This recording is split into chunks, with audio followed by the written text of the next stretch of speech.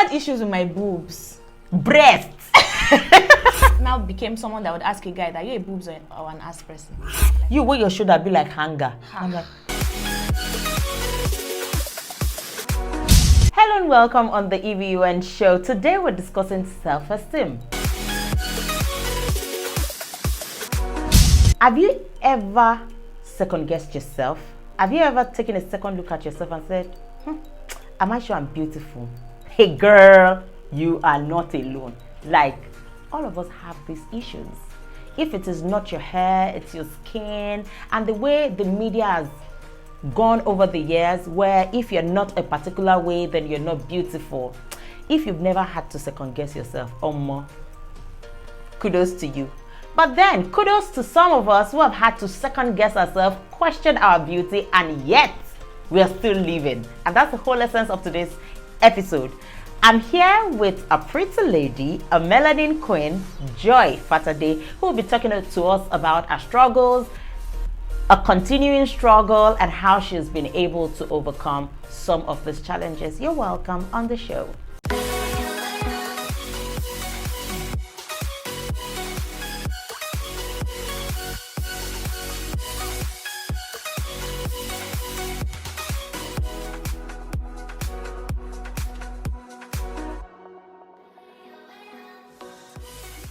Joy, Yes, you're welcome on the E.B.U.N show. Thank you. You look so pretty. Thank you. Like you're just well put together. A pretty girl like you should never have an esteem issue. Well, But you know, we've gisted like over and over about this, and I am privy to some of the things you went through. Yes, so you used to have esteem issues, or do you still have esteem issues? well, I don't know if I'll call it esteem issues, but there were lots of things about me that I wasn't comfortable about. And it sort of like shaped some decisions and, outlook about stuff. So I'm a lot comfortable with some of them now. But some of them, well, they're still... They are still in the works. They're still in the works. So let's talk about the major thing you struggled with. So if I'm to place them in priority, I don't know which is major, but I know that there was a time when my skin color was a thing. Like, people would say how that... There were side comments like, you're not bad though for a black person, for a dark person. And What I'm does like, that mean? what's the but? There's always a but. Like, you are fine, no, but you are dark. And I'm like, how is? And then I think this whole bleaching thing started from when I was growing up. I mean, there were people that had bleached way before our time, but it was not seeming like it was a thing. Yes. Like if you were not fair, you're not fine. There was As that. in- Yeah, so I had a lot of people. Have you seen the movie industry, Nollywood? As in, have you seen the rate at which people just start off as dark-skinned or caramel? It's caramel yes. now, or the very dark one, and they just You're go just- all the way to beige, and I'm like, how? Like, I mean, it was like, if you were not fair, you're not fine. In fact, there was this thing that they would say that, for a fair person, you don't need to look twice. Like, first glance, you just know that this person is...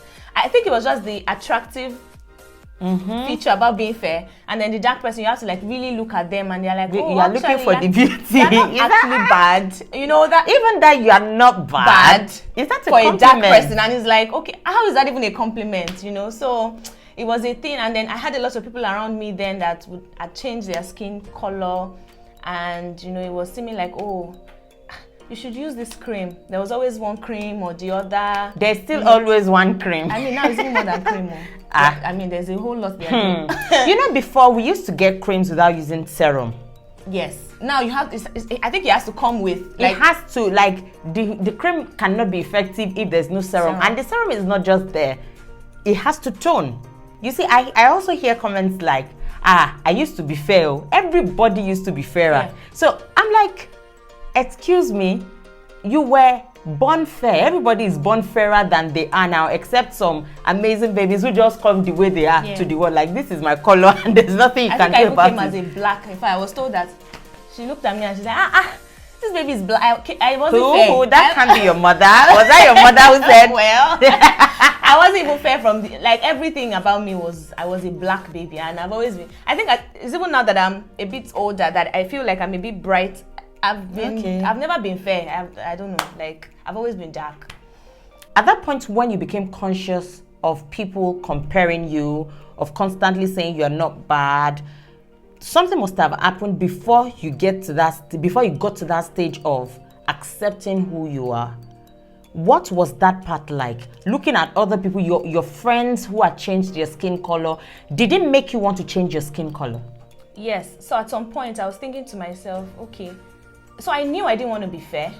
Okay. Right? But then there was that thing, it's very subtle. It seems like, oh, just brighten up a bit. To be accepted in the society. Yes, you know that, oh, okay, just do something. You don't have to bleach. Bleaching seemed like extreme, but you can brighten up and, you won't bleach your skin. So, I thought about it that, okay, maybe, and I even had people tell me, oh, use this one. There were ones that I would go and check. I would start reading it and I'm like, hey, I don't want to bleach. Oh. I never wanted to be fair, but I didn't mind being whatever bright means.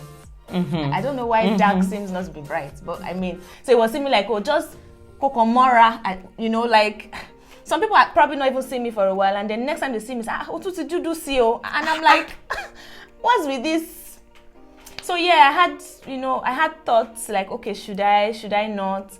But as time went on, I sort of like so there was even a day that I was going to buy something, and then this woman just walked up to me and she was like, young lady, you are so pretty. Don't ever change your skin color. And then I looked at the woman from head to toe. You know those people that they've bleached so much that you see green veins. She was. I think she has bleached all the layers of her skin off already. And then I looked at, for her to have told me that don't ever change your skin color. And looking at her that I changed at that point I'm like, oh my God. That was the turning point. Let's just accept this thing. I don't have to be fair to be beautiful. No. So yeah. So I had like, times when I thought about it and even though my face is still a bit more pigmented than my body. So there's still that thing of, oh, there's something you can use to brighten up your face. So when I'm not wearing makeup, the pigment on my face is darker. I don't know if it's generally like. I think I noticed it too. There was a day you didn't wear, and your face is so smooth. Yes, I've never your face is very smooth. The day I saw you without makeup, the first time I saw you without makeup, I thought you used a darker shade of foundation. I couldn't believe that someone's skin could be that beautiful. I think we should let me not jump to that part. The comment I made was, why did you use a darker foundation? Yes, I remember. And I'm like, no, it's my skin. No, it's my skin. I'm like, your skin is fresh. Yes. It looks like you had foundation on. But at that point where you notice that, this facial skin is darker than my body skin, did it make you hide behind makeup more than a regular person? Yes, so it did. So it took a while for me to get comfortable with not wearing makeup. Because the pigment on my face is a lot darker. And there's no way you will see me without makeup and not say something about, oh, your face is darker than your skin. Oh, your face is darker. There must always be a comment about your face is darker or like, so it was similar. I just use makeup to accept that. I can use makeup to brighten it. I don't have to bleach it. Because till now, I still feel like, oh, maybe there's something I can use to sort of like blend the tone on my face with my body. But the fear is, I don't want to bleach. I don't want to be fair. And I don't want a situation where the face is now lighter than the body. And because it's not a natural thing, the tendency for it to not balance is probably there. So there's still that thing behind at the back of my head that when I'm going to wear makeup, I will brighten it. And if I'm not wearing makeup, if you say anything about it, I'll just tell you it's pigments. And I just move on from it. And I just, But now, do you go out without makeup? Are you comfortable among people without makeup? Oh, yes. Okay, so one of the things that I did while I was having struggles was, while I was learning to love the part of me that nobody would clap for, I groomed myself in other things, right? So I always look good. I always make sure that sometimes I go to work and they're asking me, are you going somewhere after? And I'm like, no, I always make sure that except if you want to see me looking homeless, come to my house. What do you mean homeless? Acceptance of oneself has nothing to do with skin color. Yes. But for you, skin color was part of it. It was part of because in my days as a makeup artist, there was a lady, a very beautiful lady that was passing by, and I just wanted to use her as a muse, as a model. Okay. So I said, come, that your next event. Okay. Because she's a busy woman, but very pretty, very well put together. So I told her, don't do your makeup, like your next event will be on me, you're not going to pay. I just wanted pictures of her. Yeah. And you know, she said, so I'll come all the way from my house without makeup. And I'm like, yes. She had a car. So it wasn't like you were even, but even if you didn't have a car, you could walk from your house without me. But she wore her makeup from her house. We cleaned it at the studio. And I'm like, you are fine. So I think this thing does more to you than on the surface. Yes. Like it goes like, and way deeper. You see, self-esteem, low self-esteem simply means not seeing yourself in positive light, not seeing yourself as worthy of compliments. Yes. Even when people say it, you are not sure, and you see, you question, you say, "Are you sure?" You know, there are some people I compliment and they say, "Oh." You see, always excusing it away. Some of us might not accept that we have low self-esteem in some areas. It might not be the totality of our personality, but for me personally, one of my sisters, if I'm saying this now, Titayo will not believe she did that to me. So she just came one day. We were still all young. Maybe of course she was young too, so she probably didn't know what she was doing. So she was saying, "Why is your shoulder like this? Like your shoulder is like V." And I'm like, shoulder V. What V, like it's higher. She just said it in a particular way, so it didn't even matter how she said it. I registered it as knowing that my shoulders are not the regular. So I would look into the mirror and look again. So I didn't like to wear anything that would expose my neck. So what broke it again for me was when we were in school. I belonged to a group and was going to have a uniform. Okay. So another lady didn't come for that particular meeting where the measurements would be taken. So I said, you can use mine for her, that I think we're the same size. A guy just said, hey, you wear your shoulder be like hanger. I'm like, what? But you know, for me, I think what helped me eventually is I'm able to shake off some things like, whatever. Like, do you understand? But it got to me. Yeah. And for like 2, 3, 4 occasions, I've had to check myself again in the mirror that, am I sure? Yeah. Am I sure? This or expose this?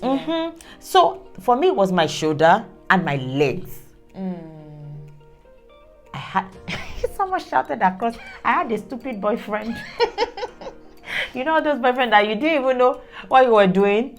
And he told his younger brother that I had nut knees.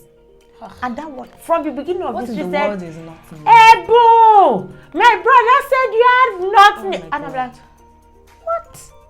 So it changed a lot. I would not wear a short skirt. Yeah. Okay, though, so my religion even compliments it. I won't wear a short skirt. Cover. So if it has to be a skirt above my knees, it can never be straight because it will contrast. It will make it. So if I wanted a short skirt, it had to be flared or pleated. That was what happened throughout school. If it's going to be a 3/4 pants, the fold had to be on the knee. To cover. Whatever not knees there is. It took my sister, Ola, to say, I don't see anything. Well, so I don't wear straight jeans. I don't wear leggings. I don't wear jeggings. So you see how many things that stopped me. So I remember that I can say it. I'm not even sure if I am like completely over it, but I'm getting a bit more comfortable with it. So, so it seemed like a two-edged sword for me. When I was growing up, till now, people ask me, are you even aging at all? Like, it's like I'm not changing. So it had a flip side to it. When my mates were growing, it seemed like I wasn't growing.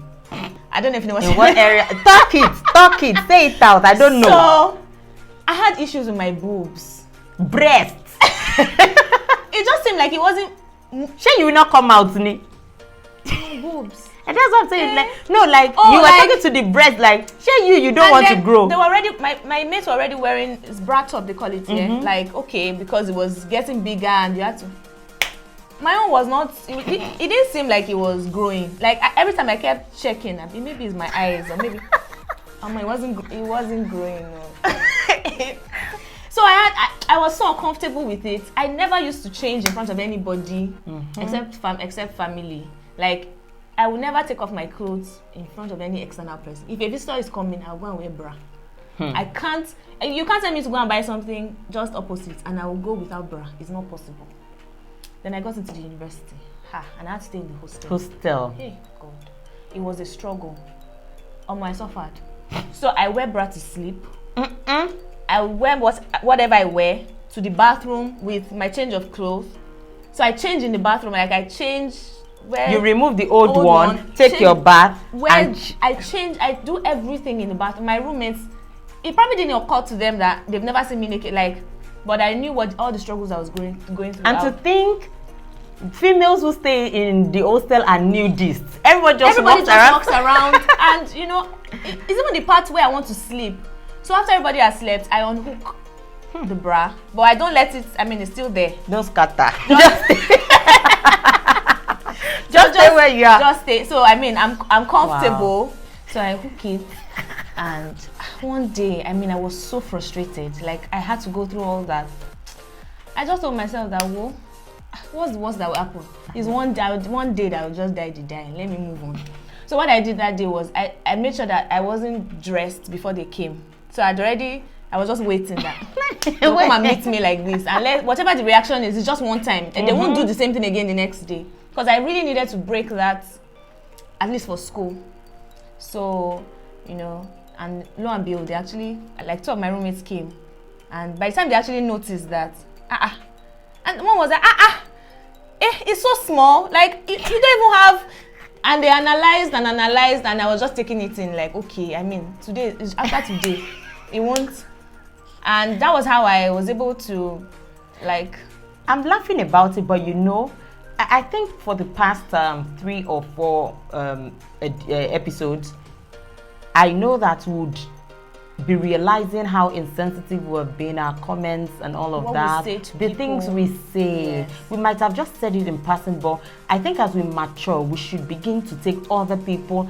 Fine, there's freedom of speech, but what toll does it take on the other person? Yeah. I'm sure those students didn't mean any harm at the point where they were saying it, but there's someone who is a sponge, who is soaking everything in. Yeah. So I say when I have my child, I'm always looking forward to that. They say your boobs get bigger, when you're pregnant and you have children, and then So baby girl, get ready. It will last for the period of pregnancy, breastfeeding. It will come back after breastfeeding. So, but will it come back to the normal size, or you go smaller? You can now do like this. You cannot. It's okay. It's fine. When we get to the bridge, we'll cross it. I'm just saying that. No. Accept it. I know that I can't push you. My words cannot push you to that point where you feel, okay, I've gotten it. It's a journey. And I'm just hoping that there'll be a day where every one of us will be at that point where we've gotten to love ourselves, irrespective of what people say or how they look at us. I even now became someone that would ask a guy that you're a boobs or an ass person. Like, so I can know. So if you're a boobs person, I'm gonna just go. Because you won't find it. Oh my God. Like the things you struggle with in this life. No. There's one thing I know that you've not spoken about, your hair. Okay. It's a testimony and a breakthrough that Joy does braid. Now, she would always be on wig. I fix my hair all the time, wear wigs. I don't carry my natural. And I think it started from one time I was way younger and I was going to go out with my natural hair. And the person that was with me was like, is this how I'm going out? Oh, Dow. How? And I was like, what is not good? That seems like the whole of me is not good. I wanted to know what was not good precisely. And they were like, my hair was not, I can't carry my natural hair out. Like, I have to go and wear wig or something. So I went back to the mirror. I was now looking at my hair like, is something wrong with my hair? Why? I mean, I don't have long hair, no doubt. But for me to have wanted to go out initially, I was comfortable. But I think that was it though. The person shattered it for you. I can't look at my hair and think, I mean, now I'm on natural. I don't have relaxer or anything on my hair. It's natural. But I can't rock it. I don't know. I don't think I'm even still over. And then my hairline, you know, some of us, we have the hairline that is like towards the back, and so my forehead is a bit, the forehead was like a thing, or like, your forehead is my... The forehead, they now rock now, say forehead gang. It's just amazing how things just change, and I'm not looking at it like, oh, so this thing would still become a trend eventually, like, but at the time it was like, no, my forehead was, you know, like... A problem. My hair, I don't know, it was just off. It was just off, so... You thought it was off? I thought it was off. So I didn't do braids, because braids would sort of kind like of bring emphasize out the shape of my face and, you know, my forehead. Like with wig or fixing. You can bring it all the way here. So it cuts it. But now I'm on braids, and I mean, I rock it. In fact, sometimes I pack it all the way up and my whole face is showing, and I mean, it's just what it is. We thank God that you have overcome some. Yeah. You are still overcoming some. I'm waiting for when I will see your hair, Joy. When will that be? Eventually. But no, but you have. Have I? Yes, okay, at yes, the studio. Yes. No. You know, I was wearing wig. So I was hot. You I removed was it. struggling. I was like, well, what would she say? Let's see what. And I removed it, and I can't remember. It wasn't a big deal. I don't think what you said was that serious. I would have remembered. So you've seen my hair. So, what were the major things that you did? You've told us how you conquered that of breast in school, your skin color, how you've come to accept it. But overall, like when you are in the midst of people, what were the things you told yourself? Did you have to read a book? Now we hear of affirmation, talk to yourself. Yeah. Were those the things you did? Well, not really. I guess as I grew up, I sort of just agree with some of these things. And like I said earlier, that while I'm still trying to love some of the things that, you know, people would naturally clap about, I sort of like groomed other things. I know you mentioned about makeup, and so I made sure that I looked good irrespective. I mean, I didn't just accept it that, oh, I'm dark, so that was a problem. I just accentuated the things about me that were beautiful. There's a thin line between trying to cover up for something and looking good. Yeah, you know, so I just looked good. I wasn't covering. Yeah, I just decided that I was going to look good irrespective. Yeah. Even if I'm dark, you will take a second look. All it's only fair people. You will come to appreciate melanin. You know, brown skin girl. So yeah. I just groomed myself, and I grew really. Okay, if you're out there, I know we have struggles, but you have to first love yourself. Yeah. It is a conscious thing you have to do. It is a gift you have to give yourself this year. The truth is, we cannot always have it perfect. Yes. Some have hips and have small breasts. Yes. Some have this. Like everything, there's something so just look for what will fit. What fits your person. And just don't try to copy and paste other people's style. Yes. I think that is when it comes to appearance. Yes. I know for some it might be deeper than just appearance. Yeah. It could just be generally, am I wise enough? Are my ideas good? At a point I felt, for me, I think I battled with the acceptance of my idea more than my physical body. Okay. The self-esteem issues that I had came from, you know, I would have said something, maybe a contribution, and that person says something, and another person just comes up to repeat the same thing I've said, and they say yes, and I'm like, well, I said it, but did you hear me? And it happened like 1, 2, 3, and eventually at some point I said, second guessing myself a lot, and I would just say, like somebody said. Another person who helped me in secondary school, when they were going to select prefects, and they just picked us into the staff room, and they were asking us to talk about ourselves. And when they asked me about if I was good as a head girl, and I was just pitching for another person, like why the person should be. And I can't forget her, my chemistry teacher. She took me outside and said, don't you ever do this to yourself again. What makes her better than you? She started comparing everything, that I see you in class, you're outspoken, you have the qualities of a leader, and you know, it continued up until university, where my part advisor, Dr. Ayola, felt I was good enough to be the president of the department. So he said, I'd rather you go for presidency and lose than go for vice presidency. Eventually, I didn't come out in any of this stuff. But he said he was going to foot the bills for the campaign.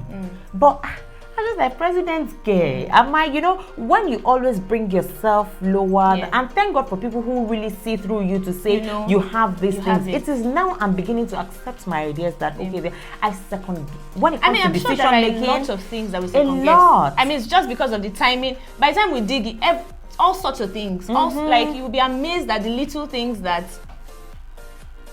will affect us immensely. We're talking for us. I've seen people exhibit low self-esteem in different ways, where in a bid to cover up for the low self-esteem, they become offensive. Yes. We can't finish it today. Where, no, you can't even come near them. But when you look deeper, it's a confidence issue. Like, I don't want them to see through me that I'm second guessing myself. So you rather put up a front that she doesn't like.